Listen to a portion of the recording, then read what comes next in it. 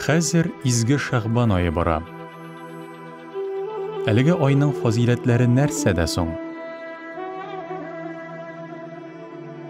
Рәсулуллаһ саллаллаһу алейхи ва сәллям Шәгъбан айында тоткан бер көн ураза башка айларда тоткан 2 көн уразага тиң дип әйткән.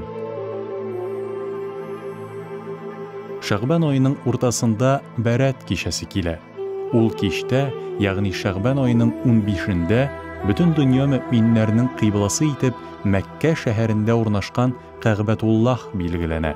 Моңа кадәр мөселманнарның кыйбласы булып Иерусалим шәһәрендәге Әл-Акса мәчете торган. Коръәндә моның хакта Сыйыр сүрәсенең 144-нче аятында хәбәр ителә. И Рәсүлем, без кыйбланың Кәгъбәгә кайтарылуы хакында вахи ингәнен көтеп, синең йөзеңнең күккә юнәлгәнен күрәбез. Инде хәзер сине һич шиксез үзең риза булган кыйблага борабыз. Моннан соң намаз укыганда син йөзеңне Хәрәм мәчете тарафына юнәлт. И кешеләр, кайда гына булсагыз да йөзләрегезне шул тарафка юнәлтегез. Һич шиксез китап әһелләре булган яһүдиләр һәм насаралар моның Раббаларыннан килгән бер хак икәнен бик яхшы беләләр. Аллаһ аларның ни кылганнарыннан гафил түгел.